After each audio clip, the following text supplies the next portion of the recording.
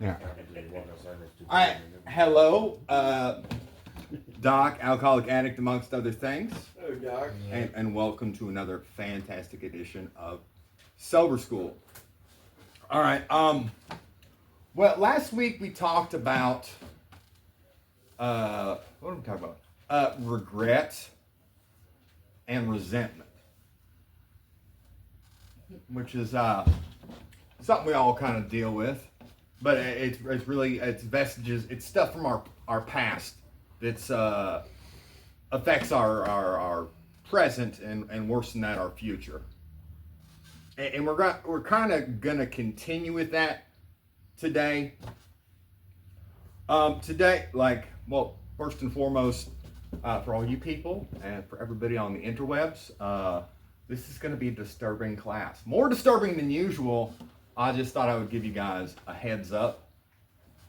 All right, today we're talking about shame, which is a big thing, because shame is one of the number one things that keep us spiritually sick. It convinces us we're beyond help. Guilt says I did something bad. Shame says I am bad, and that mindset fuels isolation. And no, it's the opposite of addiction is connection. That isolation, feeling alone, even when we're around a bunch of people, is one of the things that sends us back out and keeps us out. Like isolation, secrecy, and relapse, because people stop believing that they even deserve recovery. And not all shame is rooted in fear, but most of it. Like there's one of the things I'm really ashamed of is or was in my past. I didn't let how everybody told my whole life. Everybody told me you have so much potential. You're so smart. Like I kept getting asked this question everywhere I was at, every job, every school. Oh, you're so smart. What are you doing here? And so it made me feel dumb. I was ashamed. I'm like, well, if I'm so smart, why can't I do anything right? Why do I keep fucking up? Why do I ruin everything I touch? So that's definitely something that was fueled a lot of shame in my past. But the vast majority of shame is fear-based. I'm ashamed of something because I'm scared if anybody's going to find out. You know, I fucked up again. Or I'm playing. I'm a functioning addict, or I was, you know. So I was pretty good at playing it off. I could draw that fucking downward spiral out for fucking years. I always wound up on rock bottom, but I could make a big circle before I wound up there. And at the core of shame is fear of rejection and abandonment. Because we want, as a species, we want that connection. We want to belong. We want people to like us. And man, if they knew what was really going on with me, if they knew what I was really about, they wouldn't like me. They won't want me around. So I was full of shame. And many alcoholics and addicts fear that. If people really knew what the fucked up shitball stuff I've done, they will never talk to me again. There's no way they would understand. You run into this a lot when you go through your step 4 and then you're going over it with God and you're another human being, sponsor or priest, a minister, somebody you trust. But a lot of people don't do it. Like they omit stuff from their step 5. They don't want man. I'll tell 95, 99% of the stuff. There's that one thing, I don't know. Even Pastor Bob wouldn't understand that shit. And if you're going through it with your sponsor and stuff, a lot of times they'll surprise you. They probably one up you on some of the shit that you were scared to even tell anybody. But on that note, friend Asia, I was at one of her meetings and she pulled out this little conversation starter cards, and she pulled out a card And the prompt on the card was, what's one dark secret that you've never told anybody? And you know what? Like, I was at a loss. Like, I was at a loss for words. Surprise, me of all people, because I've gone through it. I've talked about stuff with my sponsor in open meetings, in classes, and now on the internet.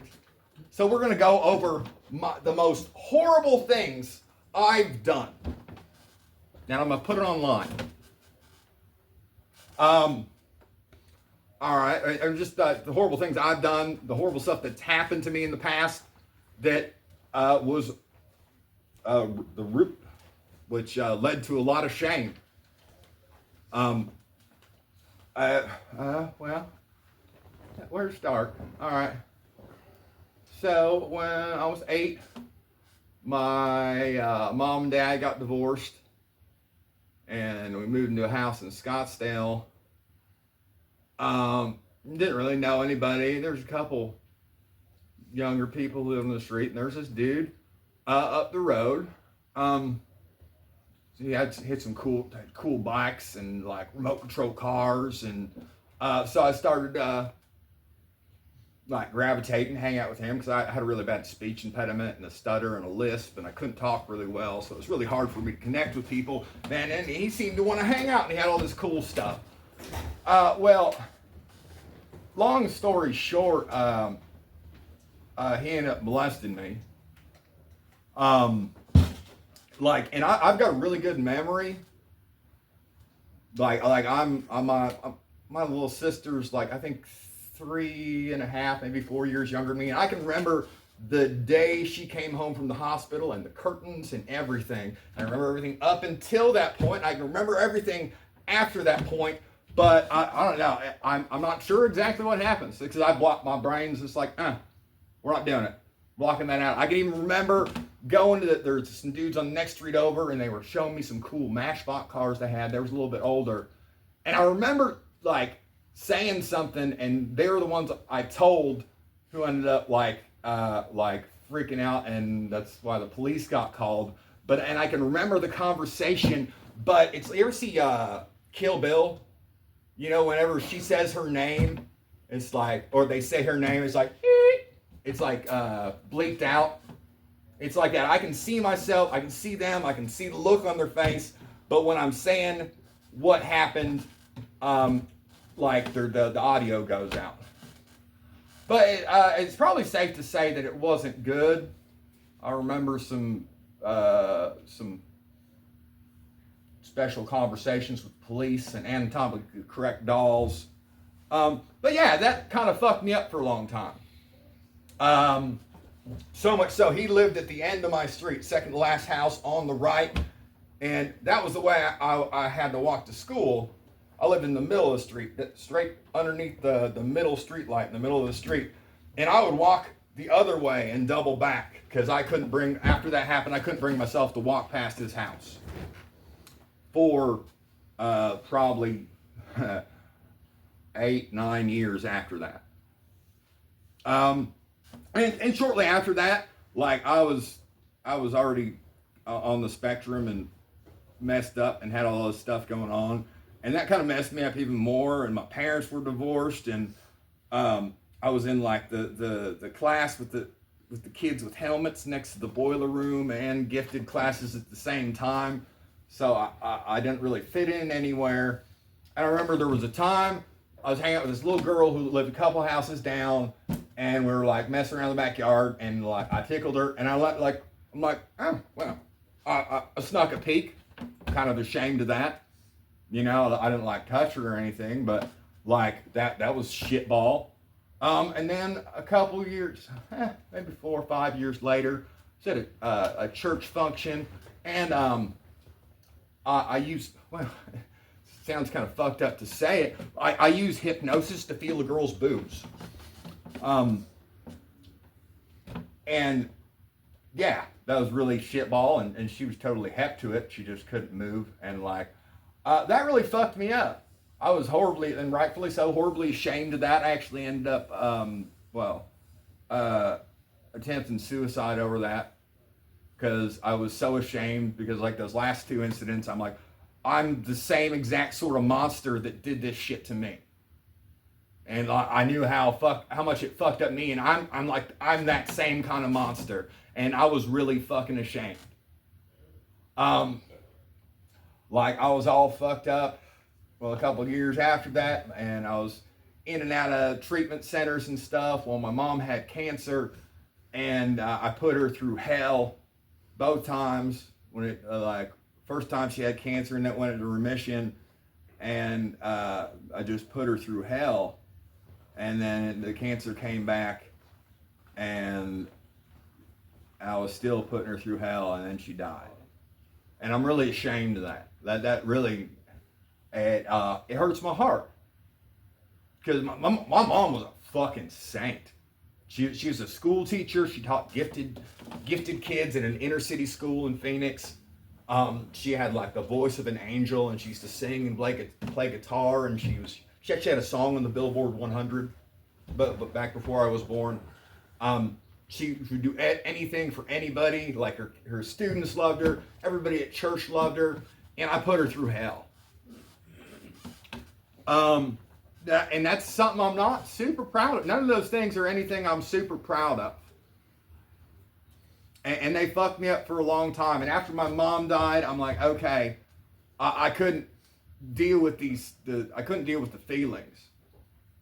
Because like, I was mostly just sad all the time. And then there was times when I should be happy, but I would just get I would like something, oh man, like I'd hear a song, man, I'd love to hear my mom cover that. And then I'm like, oh.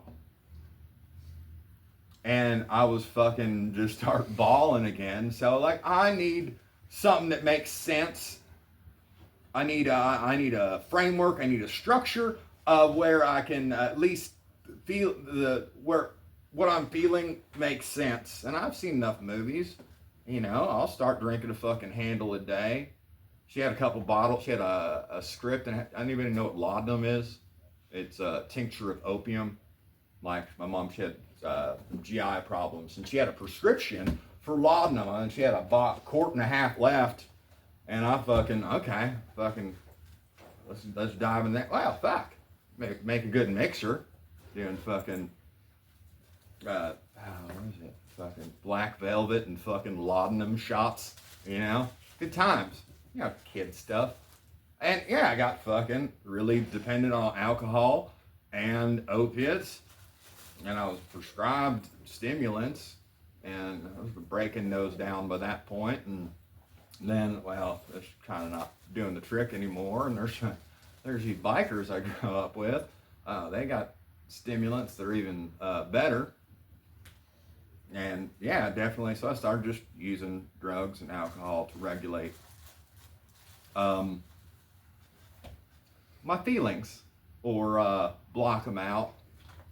Like, even if I know I'm gonna fucking feel great for a while, and I know I'm gonna feel horrible when I come down, but at least what I'm feeling is gonna make sense. Not just like happy one minute, then sad the next minute, and then numb, and then not knowing what's gonna happen next. So okay, I signed up for alcoholism and addiction because because every once in a while the shit I've done in my past that I was ashamed of, it would just pop back in my head for no readily apparent reason.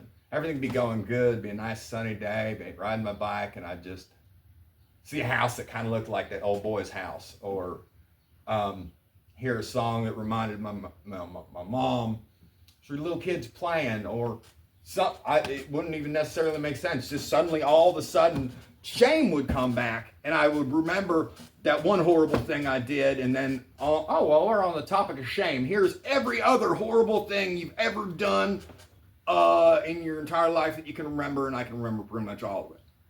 It's just like a fucking avalanche of shame. So, okay. I'm fucking, I don't know how to handle that. Fucking go fucking distract a cashier and fucking shoplift another handle. Fucking, there's clubs and shit in Old Town Scottsdale, and I used to fucking dumpster dive because they were like high dollar stuff, so they throw out bottles with a shot or two in the bottom. I would dumpster dive for booze. So I wasn't old enough, or even old enough to fuck. I didn't even know anybody could get me booze. So I fucking made it make sense. Figured out a way. And this is fucking horrible. And these are all like pretty much. I mean, I've done plenty of like what else? Allegedly may or may not have hijacked a fucking 90% of an epidural when my one and only son was born. Like that's where my priority was at. I'm in the fucking delivery room and fucking stealing, allegedly, may or may not have stole drugs out of a sharps container, because that's what my priority was. Just not super proud of that. And you're like, Doc, what an uplifting and heartwarming class you've got for us today. But really, the point being of bringing up all this horrible, horrible shit, again, I'm sorry, is I want you guys to be shameless. Not do shit that, and not care what anybody would say about it. I want you guys to live a life that you don't feel shame about. Like, if you're doing something and you would have a problem broadcasting it to everybody else, you're probably not doing what you should be doing. And the point of this class is, through working this program and basically aligning myself with my higher power and trying to live a life of purpose and make it doing step 10, 11, 12 in it, basically, doing continuous inventory. Okay, man, I'm proud of what I do every day. And if there's anything I'm not 100% proud of, I'm going to handle it, and I'm going to be proud of the way I handled it. And it's amazing. All this stuff, it's horrible. You can't undo any of it.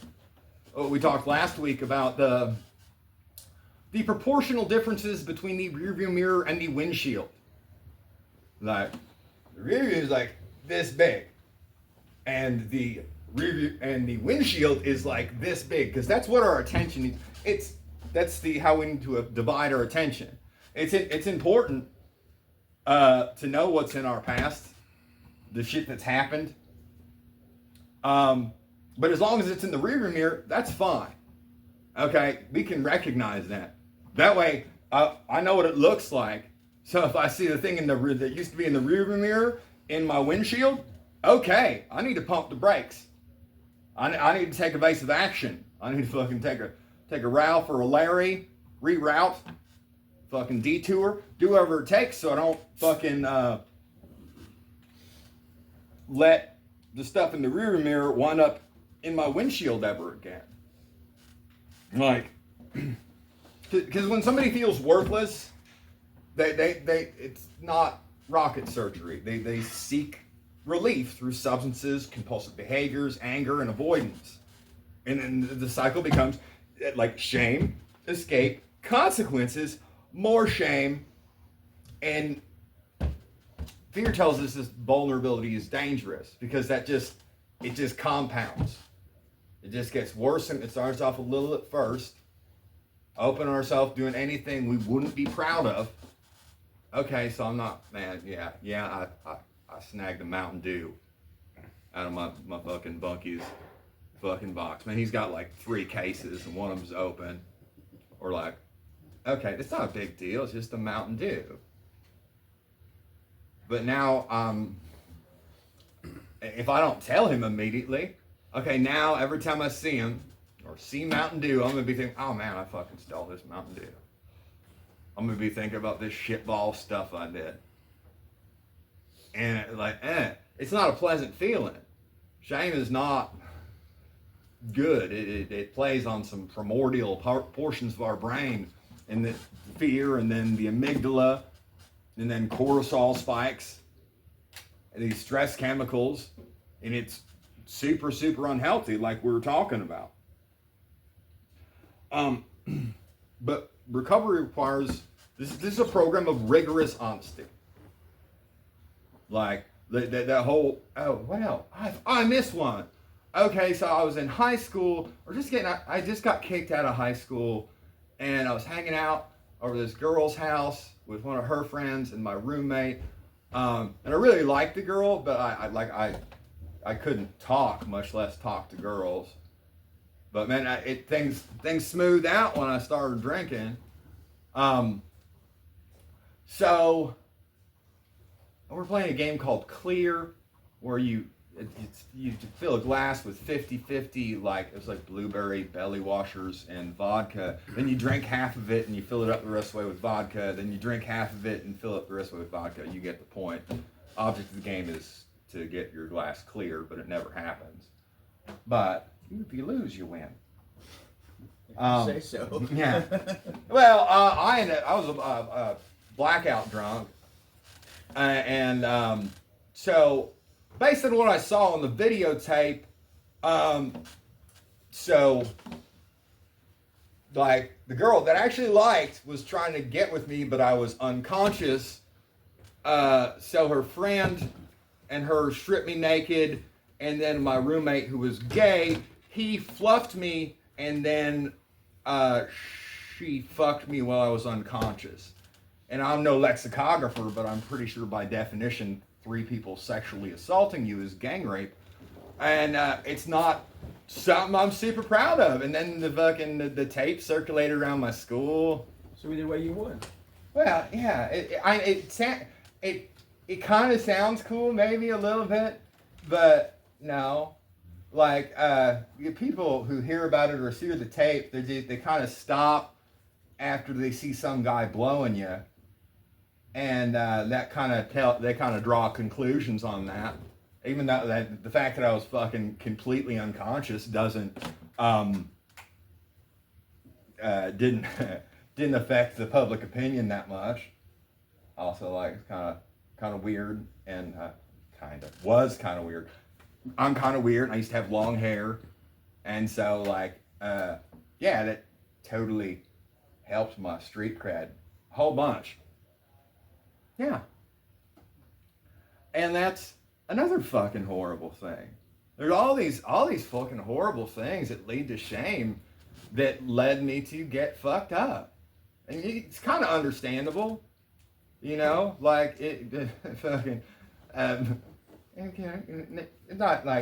It's not, okay, I kind of get it, you know, like, broken home, molestation, gang rape. Okay, I can kind of maybe understand why Doc drinks and does drugs, you know.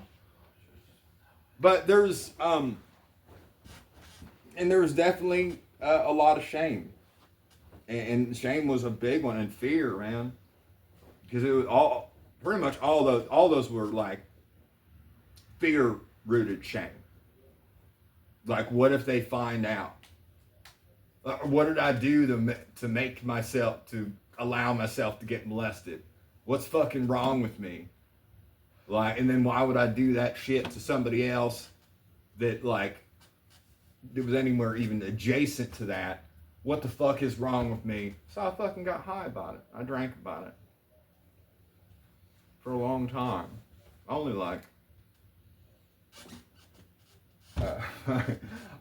up until the last couple years. You know, so like just 40 some odd years. Just like fucking 85% of my life. You know, that's all. Just a few decades. Yeah. And shame, it changes you to your past. It keeps you stuck looking in that fucking rear. It's just you stuck looking in the rearview mirror and not seeing what's ahead of us, not seeing what's around us, missing everything. And recovery teaches us that we are sick people trying to get well, not hopeless people doomed to fail forever. And that's a distinction that it was hard learned.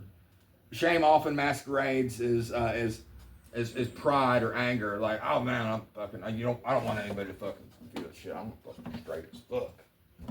You know. and I am. But like, that's not necessarily want to broadcast it. That's actually part of why I'm broadcasting it. Because I'm not ashamed of the fucked up shit that's happened to me. I'm not proud of everything I've fucking done, 100%. But, what would Nelson Mandela say? When you lose, don't lose the lesson. All this horrible stuff, really fucking genuinely horrible stuff, and I'm not comparing my story with anybody else's story, but one could make the case that's pretty fucked up shit. And it just left in and of itself, it's just a life full of really fucked up shit that I drank and got high about. But there's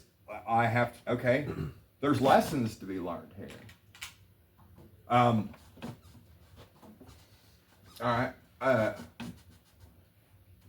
Getting blessed. All right. I'm not my trauma. I'm not, like, I didn't deserve what happened to me. I didn't ask for what's happened to me. And what's happened to me doesn't define me. So that's one squashed. All right, I did some fucked up shit. Like snuck a peek at a girl, used hypnosis to feel a girl's boobies. And I want to consider this my amends, because I don't know her name, or her last name anyway, and I'll probably never get to make actual amends. So they say do an open letter. So this will be my open letter. Man, I'm really sorry, and I felt fucking horrible about it. I was fucked up. It doesn't make it okay, and I'm sorry to do to you basically what somebody else did to me. Hurt people. Just know I felt real bad about it, and I pretty much tried to kill myself over it. But those incidences, basically set the tone for how I relate to women from moving forward. Like, I fucking respect the fuck out of ladies, and like so much so that I wouldn't make a move on a chick, because it would fucking kill me to think that to be perceived that it was an unwanted advance, like that. If I fucking, I don't know. And there was a couple instances, like maybe tried to talk to a girl.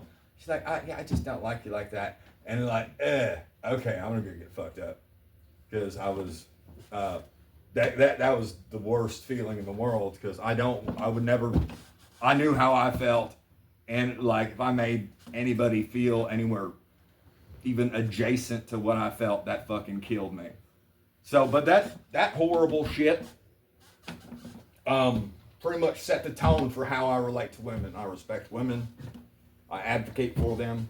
Fuck the patriarchy. And I find fault in the big book, because God, as we understand him, it's bullshit.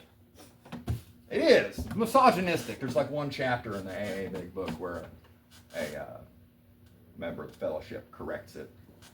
But really, I don't know. I haven't read the plain language. You're supposed to do a plain language big book, but we'll see how it comes out pronoun-wise. But I think, yeah, shouldn't be pigeonholing though. But okay, so that one's squashed.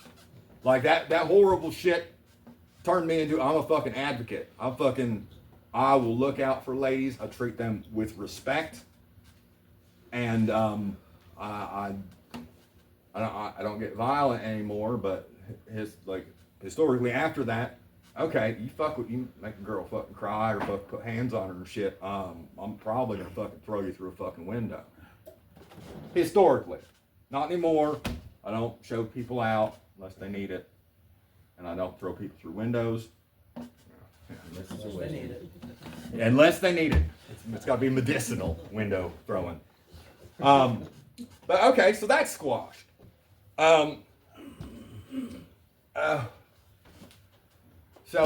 my mom dying of cancer and me being a fucking shitball and fucking all over the place. Okay, I gotta forgive myself for that, because I didn't know how to be I was a bad person so much that I was bad at being a person. I was all fucked up. I had mental health issues and psychological issues. On the spectrum, can't talk. Okay, so I got to give myself a little bit of credit for that. And it also taught me how to value my family and interpersonal connections. After fucking, because last time I got to talk to my mom, she was a medically induced coma, and then she was dead the next day. And I never got to tell her to her face, conscious, how sorry I was. And I'll tell you, fucking, you wonder why I'm such a hugger. Like, and I tell everybody I fucking love them and I fucking mean it. Because you don't know. Like, I could see you and not tell you how much I love you and appreciate you and how proud I am of you, and you could fucking be gone the next day. And I don't want that to happen. So, losing my mom was good. Not good. There's good came out of it. Because if I got an opportunity, I'm gonna tell you I fucking love you, Big Mark. Every time. If I send you a weird, stupid video reel on Facebook, no, I'm thinking about you, and that's the purpose of that. I want you to know. He would think this is pretty fun. He would probably shake his head and go, "What the fuck's wrong with Doc?" But he'd kind of giggle a little bit. So I'm gonna send it to you because I want you to know I'm fucking thinking about you. I want you to know I care about you, and I'm not gonna fucking take the chance of not getting that opportunity ever again. I'm not gonna have that fucking regret. I'm not gonna be ashamed. Like, man, I should have done something. I should have tried to help. No, okay. If there's a chance I can help, healthily, I'm gonna fucking help. I'm not gonna be stuck looking in the rearview mirror of stuff that's happened in my past. Okay, well, where's the good? Getting gang raped and videoed and everybody at your school thinking you're a homosexual. Okay. Well, I felt powerless to deal with my feelings. So I tried to employ alcohol and drugs to manage my feelings. And that whole scenario gave me very direct evidence that how I was trying to deal with my feelings of powerless only made me more powerless.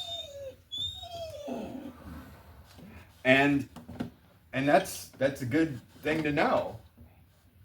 I wish I could have learned it in a less invasive way, but it's 100% good to know. Because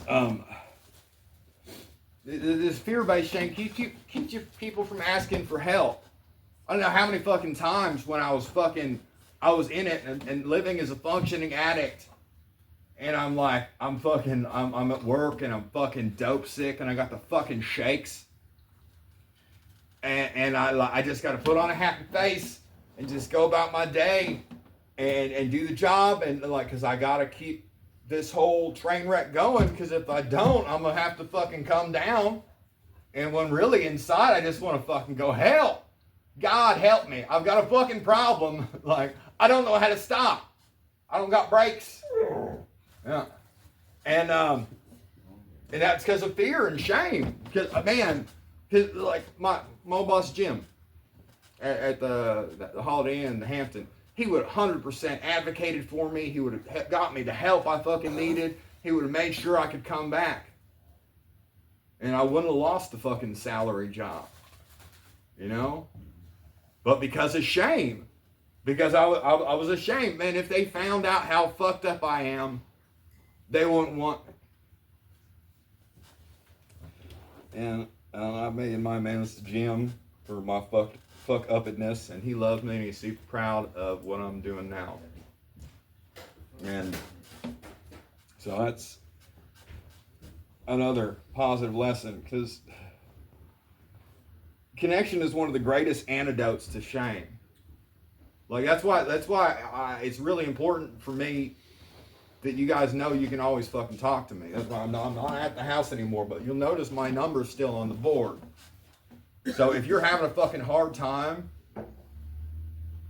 holler at your boy. You don't have to be ashamed. You fucked up? Man, I fucked up. Okay, you can't like I was saying the other day, you can't unpoop, you know? All you can do is fucking handle your shit. So, fucked up? Okay, where do we go from here? And I'm there for you.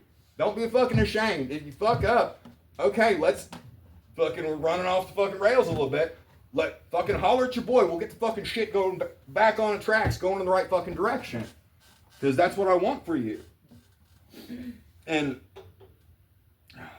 shame distorts our perception of God, your higher power, just spirituality in general. Like, many people believe that they're too broken. I don't know, I'm just too much of a fuck up. I'm foregone. Like, there's no redemption for me. There's no saving me. And that ain't true. Like, 100%, none of us deserve God's grace, but by definition, it's not something that's deserved but given. You know, like, we didn't earn God's grace. We didn't earn our higher power's grace. We didn't earn a place on this world. It's something we're given. Something we're blessed with. And like, the just for today is so valuable. Like, we have but we kind of got the perspective on it backwards a lot of the time. The whole just for today isn't one more day clean. It's one less day being around, and do you really want to waste it?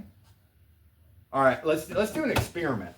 I'm gonna prove to you how valuable your life is and today is. Okay, if I was handing out non-consecutive $100 bills, got $1 million. Who would take $1 million? Anybody? Anybody take $1 million cash, tax free? Yeah. All right, but as often is the case, there's a catch. I'll give you $1 million cash right now, but you don't get to wake up tomorrow. Anybody still taking the deal? No. I'll burn a fucking million in a heartbeat. And not even you with your fucking money wasting Timu loving ass could fucking go for $1 million. The shipping wouldn't get here. You wouldn't get your stupid plastic bull crap by the time you ran out of time. But what that means is, in the transitive property, is fucking today is worth $1 million fucking dollars.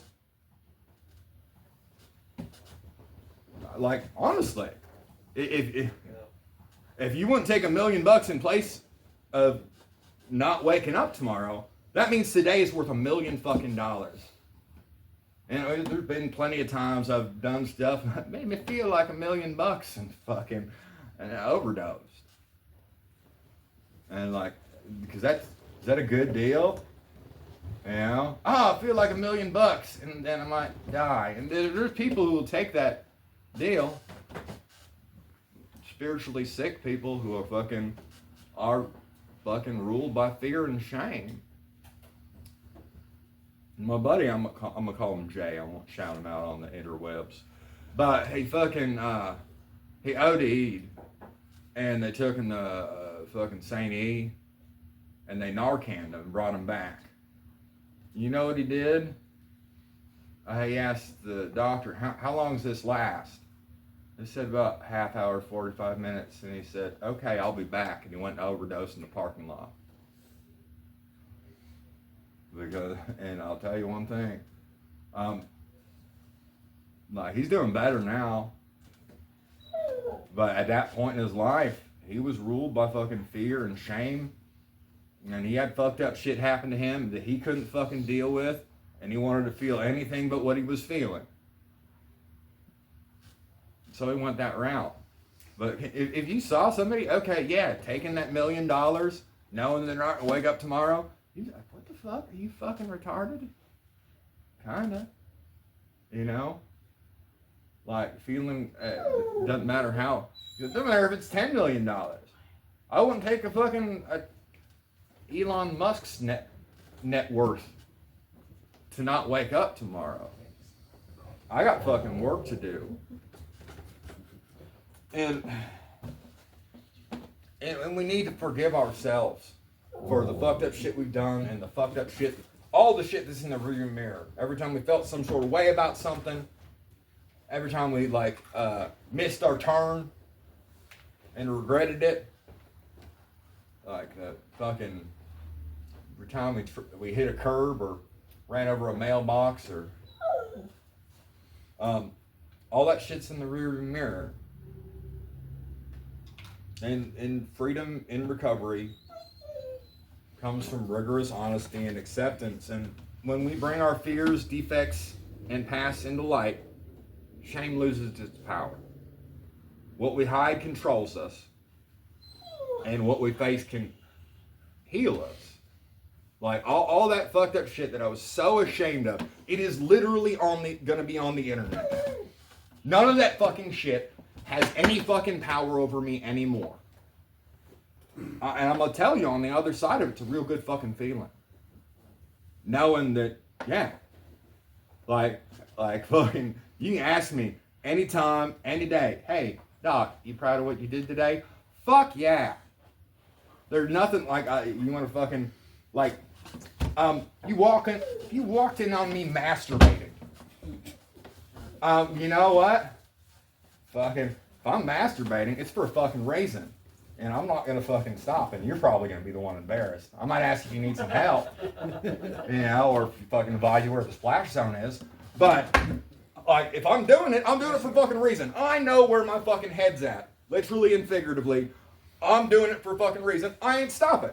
If it was something I had to be ashamed of, okay. If you walk into the room and I'm like hitting a lick and I stop, okay, that means I'm ashamed. I'm not proud of what I'm doing. If I'm doing it, trust and believe I'm fucking proud of it. And you're probably going to be the one who's embarrassed. I don't know. But, yeah. That's all I got. Thanks, Doc.